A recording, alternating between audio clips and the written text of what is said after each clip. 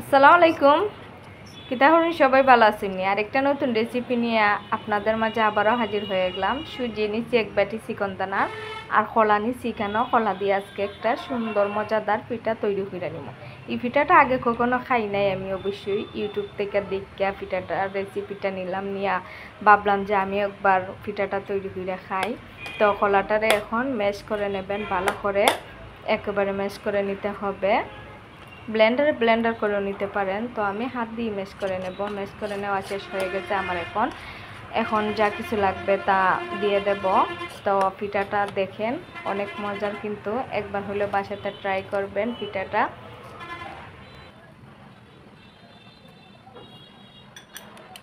আমি সব পরিমাণ মতো নিচ্ছি, এখানে চিনি দিয়ে দিছি আমার পরিমাণ মতন, আর আপনারা আপনাদের পরিমাণ মতো নেবেন, যতটুক লাগবে ততটুকু পরিমাণ মতন নিয়ে নেবেন। আর এই পিঠাটা এতটা সহজে তৈরি করা যায়, বেশি একটা সময় লাগে না, খুবই কম সময়ে কিন্তু এই পিঠাটা তৈরি করে নিতে পারেন। আর ঝটপট বিকালের একটা নাস্তা হিসাবে এই পিঠাটা তৈরি করে খাইতে পারেন। আবারও ভালো করে কলার সাথে চিনিটাকে ভালো করে মিশিয়ে নেবেন, একেবারে ভালো করে মিশিয়ে নেবেন যাতে কলার কোনো দানা দানা ভাব না থাকলেও সমস্যা নাই। এই পিঠাটা কিছুই তো না, পিঠা ঠিকই হইব।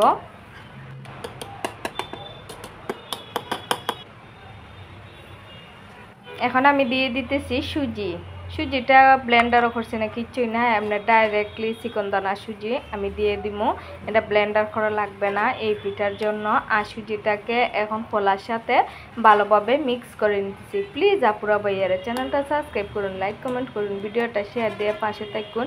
প্লিজ পুরো ভিডিওটা দেখুন, স্কিপ করুন না। আমি অল্প অল্প পানি দিয়ে একটা ব্যাটার তৈরি করে নেব। এভাবে ভালো করে মিশিয়ে নেবেন অল্প অল্প পানি দিয়ে, বেশি একটা একেবারে পানি দিবেন না, তাহলে একবারে বেশি হয়ে যাবে, পানি পাতলা হয়ে যাবে ব্যাটারটা। এখন আমি 5-10 মিনিটের জন্য ঢাকনা দিয়ে রেখে দেব। অবশ্যই 5-10 মিনিটের জন্য রেস্টে রেখে দেবেন সুজিটা ফুটার জন্য। আর এখানে নারকেল কুচি কুচি হিরে খাইতে নিছি আমি আমার পরিমাণ মতন। নারকেলটা দিলে পিঠাটা খাইতে আর একটু বেশি স্বাদ লাগে। তো এখন আমি নারকেল দিয়ে কুচি কুচি হিরা খাইতে রেখেছিলাম, সুজিটা রেস্টের থেকে এখন ফুটতে গেছি গে। এখন আমি নারকেল কুড়ানোটা দিয়ে দিব, দিয়ে একসাথে আবারও ভালো করে মিক্স করে নেব।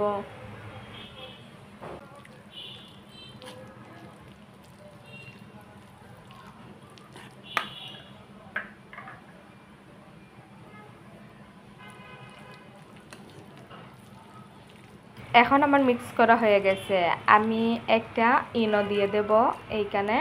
আর আপনাদের যদি ইনো না থাকে তাহলে দেওয়া লাগতো না, ইনো দিলে একটা ফ্লেভার আসে আর এর মধ্যে পিঠাটা খাইতে তুলতুলে নরম হয়, একেবারে আমরা যে ডুফি পিঠা বলি সেটার মতন করে হয়।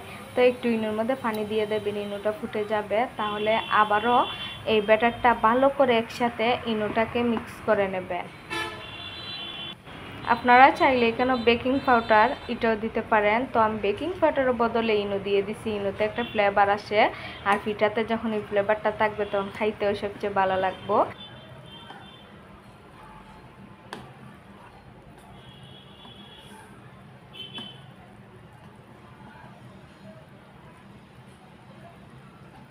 আমি এখন সব কিছু একসাথে ভালো করে মিক্স করে নিছি। মিক্স করে নেওয়ার পরে ভাতের পাতিলের মুখের মধ্যে একটা কাপড় বাঁধা নেবেন। কাপড় বাঁধা নেওয়ার পরে আমি একটা নেট দিয়ে দিছি। আপনার নেট না চাইলে সমস্যা নেই, নাও দিলেও হবে, কিন্তু এভাবে ভাতের যে পানিটা ফুটে আইলে পরে পানির একটা ফাঁপ আছে, ফাঁপেই কিন্তু এই পিঠাটা হয়ে যাবে। তো এভাবে ঢেলে দেবেন, দিয়ে একটা ঢাকনা দিয়ে দেবেন, দিয়ে 15 বা 20 মিনিট রাখলেই কিন্তু এই পিঠাটা হয়ে যাবে। তো এভাবে আমি হাত দিয়ে একটু মিল করে নিতেছি, হাত দিয়ে একটু মিল করে নেবেন, নিয়ে অবশ্যই ঢাকনা দিয়ে দেব 15-20 সেকেন্ডের জন্য। আর নারকেল কুচিটা যে অর্ধেক রাখতে দিছিলাম আমি ফুললি দেই নাই, আর অর্ধেকটা আমি উপরের মধ্যে দিয়ে দিতেছি যাতে পিঠাটা খাইতে আরও বেশি ভালো লাগে। আমি কিন্তু নারকেল কুচি কুচি বেশি দিছি কেন, যাতে পিঠাটা খাওয়ার সময় দাঁতের খামড়া খামড়া পড়ে আর খাইতেও ভালো লাগে। আর নারকেলটা তো সবারই কম বেশ ভালো লাগে। যারা নারকেল খেতে চান না বা খাওয়ার ইচ্ছা নাই, রুচি নাই, তারা কিন্তু নারকেলটা স্কিপ করে দিতে পারেন, আর এমনিতেই পিঠাটা তৈরি করে নিতে পারো। এখন আমি 15-20 মিনিট পরে চলে আসলাম আমার পিঠাটা কতটুকু হয়েছে দেখার জন্য। অবশ্যই দেখেন কতটা সুন্দর হয়েছে পিঠাটা। এখন আমি খাইতে আপনাদেরকে দেখিয়ে দিতেছি। আপনারা চান যদি এটার মধ্যে ফুড কালারও ব্যবহার করতে পারেন পিঠাটার মধ্যে একটু কালারের জন্য। তো আমি ফুড কালার ব্যবহার করলাম না, এমনিতেই পিঠাটা স্বাদ লাগে খাইতে, আর ফুড কালার দেই নাই। তো দেখেন কতটা সফট হয়েছে, আর কলা আর পিঠা তো অন্যরকম একটা মজা। আমি কোনোদিনও খাই নাই, আজ প্রথম ট্রাই করলাম, আর আপনাদের সাথে ভাবলাম শেয়ার করে নিই ভিডিওটা। অনেক মজা হয়েছে আসলে, একবার প্লিজ বাসাতে ট্রাই করে দেখবেন। এত মজাদার একটা পিঠা তৈরি করে নিতে পারবেন বিকেলের নাস্তা হিসাবে। সবাই ভালো থাকবেন, অন্য একটা রেসিপি নিয়ে আবারও দেখা হবে।